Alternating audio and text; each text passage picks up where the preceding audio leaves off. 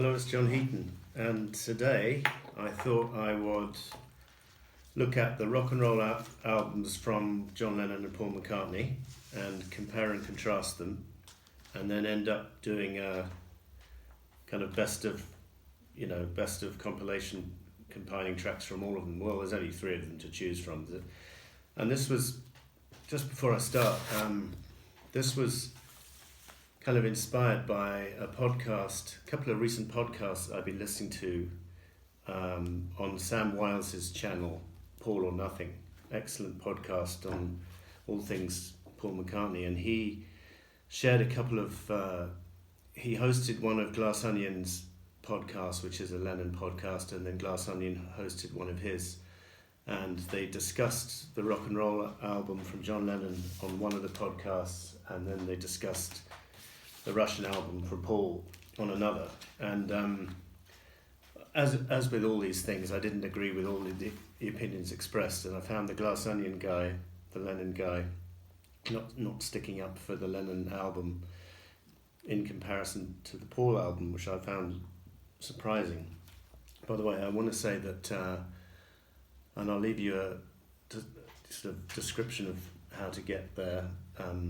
It's on Spotify. There's this Paul or Nothing podcast, and I was a guest on that podcast just recently. It came out a few days ago, and it's the episode is devoted to James Paul McCartney, the TV special from 1973. Now, a warning: it's a very long podcast, so save it up for a rainy day, and or just do it in pieces and come back to it, because it's 3.5 hours long. So. And then also I forgot to mention on my last video that I did another video with my friend Andrew Brooks, where we discussed imaginary Beatles singles from the 70s, had they not split up, taking tracks from their solo albums but trying not to include stuff which was already released as a single. So that was quite fun. And by the way, none of this is to be taken seriously, it's just us mucking around.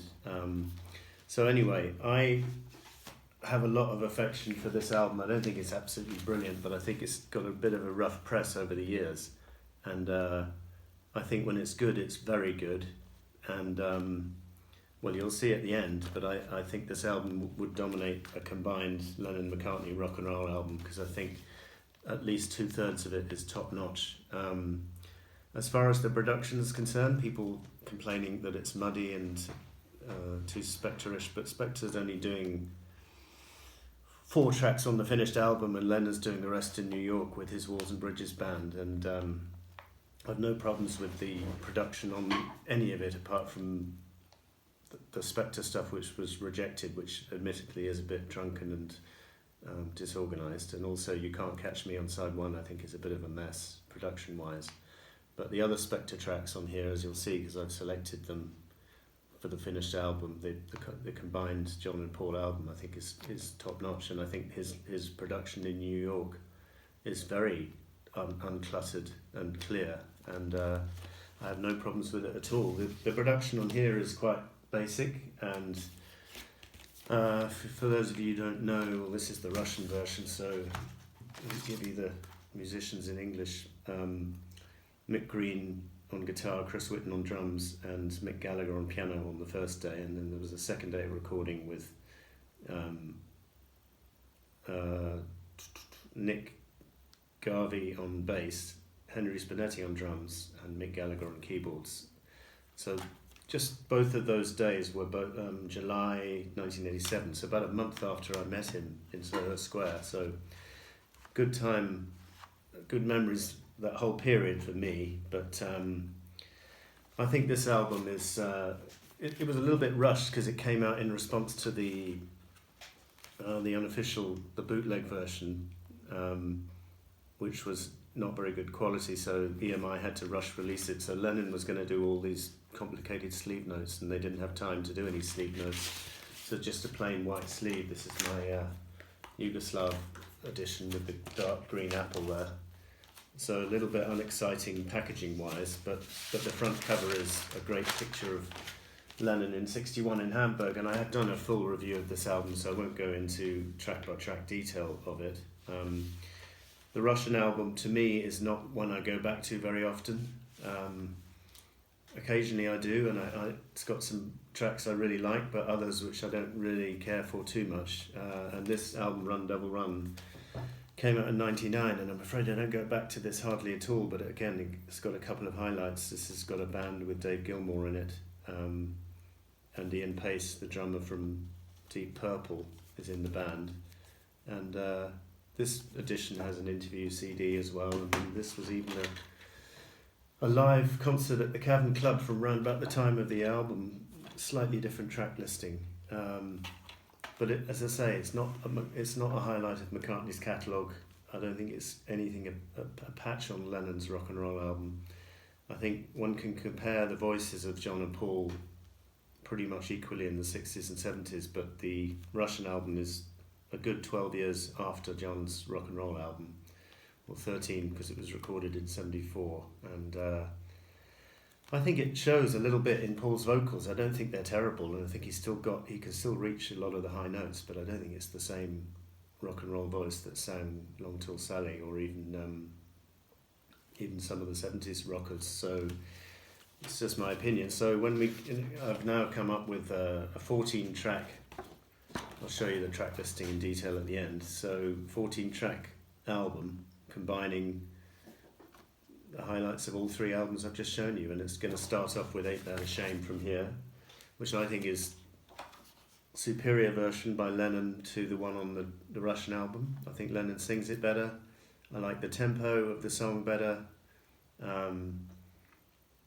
All around, I think it's a better production wise. I like it. I think it's a great version on this album. I don't like the echoed voice of Paul too much on the Russian album. I found that a bit annoying actually. But the second track is a highlight of the Russian album, and it's I'm Gonna Be a Wheel Someday. And actually that was a track which was left off the original Russian album. It made the revised album. So I've got two versions. I've got this was the revised album which came later, or may have even been the one which was sent to the fan club in England. I'm not sure exactly where I picked up all of these editions, because I think I wasn't a member of the Wings fan club at the time, the fun club. So I'm not sure if these are bootlegs or real, but this was the official CD with the English writing on the front, which came out in '91. I do know that.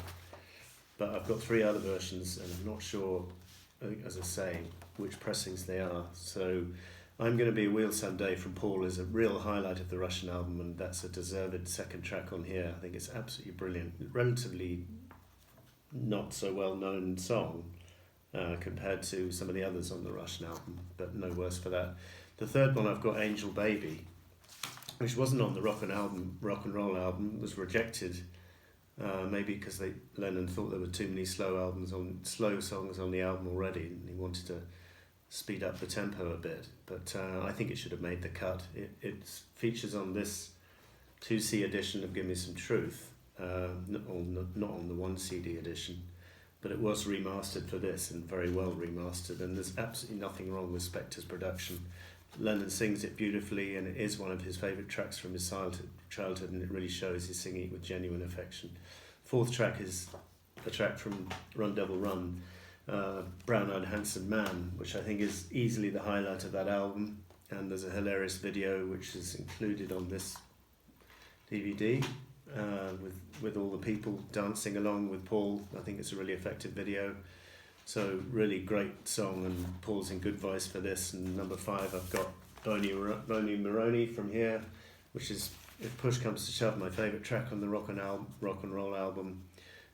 He sings it great. It's an old Larry Williams number. They didn't perform it as the Beatles, I don't think, even on the BBC sessions where a lot of rock and roll stuff was done. I don't recall this being amongst those songs. That's quite surprising. I'm not sure why.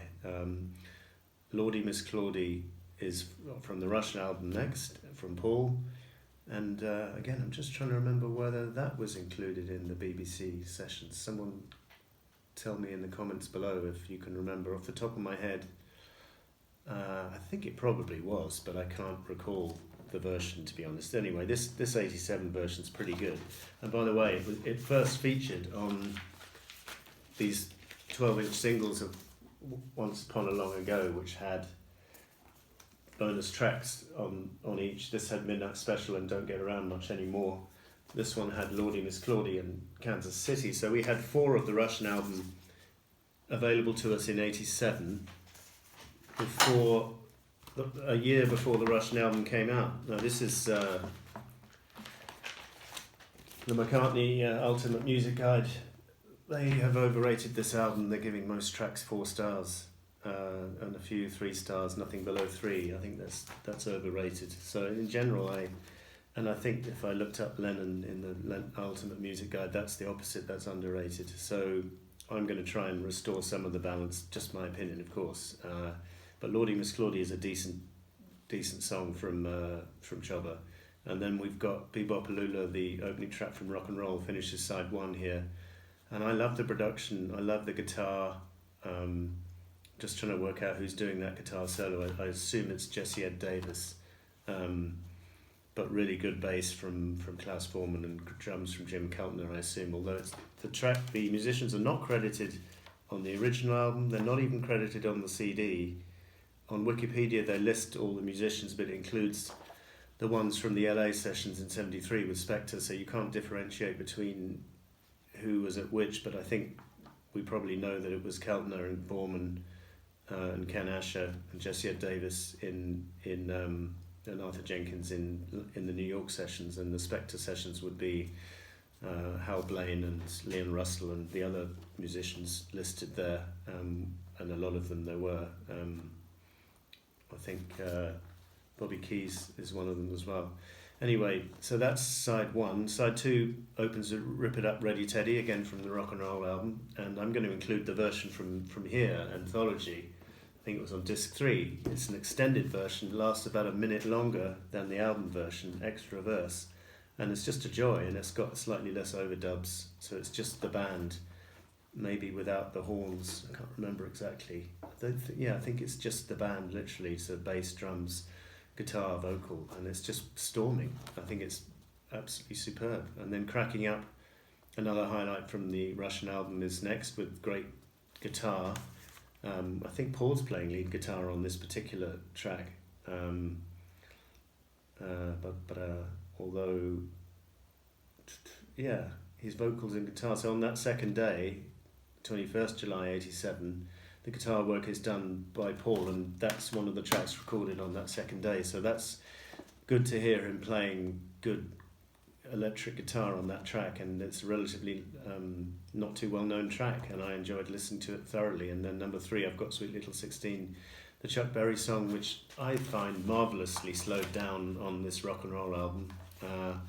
Some people may say it's too slow, but I quite like the version they did on the BBC sessions, their early Hamburg style version, but I think the Spector version has a lot of character, and the horns, they're really Rocky in Boston, Pittsburgh, BA. He really sings the words with such affection. It's clear that he knows them backwards. And then number 4, I've got Don't Get Around Much Anymore, which is actually not really a rock song originally. It's more of a jazz song, and it's basically a guy who's split up with his girl, and he I miss the Saturday dance, I might have gone, but what's for? It's no fun without you, don't get around much anymore. That's the kind of sentiment of the lyric, and it's really interesting cover song for Paul to choose, because it's not a household name of a song by any means. I forget who did it originally, but I don't think it was a huge hit for whoever did it. It might have been in another genre, but not in the rock world. So that's a great track. And then Stand By Me, the single from Rock and Roll, I've got next, and that's obviously gone down in history as one of Lennon's classic songs, albeit a cover song, Benny King's song from 1962. And then number 6, I've got Midnight Special, which came out on the 12-inch single of Once Upon a Long Ago, and Sam Wiles doesn't like this track. It's not one of his favourites at all on the Russian album, but I really like it. So Horses for Courses, I'll defend it. I think it's a really catchy track, and I think he does it on the Unplugged album as well from '91, and it's a good song. I love it. And then I think one had to finish this album with Just Because from here. There's a track called Just Because on the Russian album, but it's a completely different song. So this one, the Just Because, with the farewell lines, you know, there's two basses in this, and I hope you appreciate that. And it's just Winston O'Boogie saying farewell from Record Plant West. And hope you had a swell time. Everybody here says hi, goodbye. And then he goes into that passionate chorus, just because you left and said goodbye, doesn't mean that I will sit and cry. Even though my heart should tell me so, darling, I would never let you go. And it's just, even though Lennon didn't know this song apparently from his childhood, and it was, or didn't know it that well, Spector recommended it, requested that John sing it, and John agreed, and he puts his heart and soul into it, and it certainly sounds like he's singing from memory, even if he isn't. So the great delivery, great end to the rock and roll album, and this was my combined list here. So don't expect you to agree. Some of you would have more of the Run Devil Run album, but I didn't see fit to include more than one track from that album if one's trying to pick the best from these three. But anyway, just a bit of fun, and thank you for watching. We'll see you next time.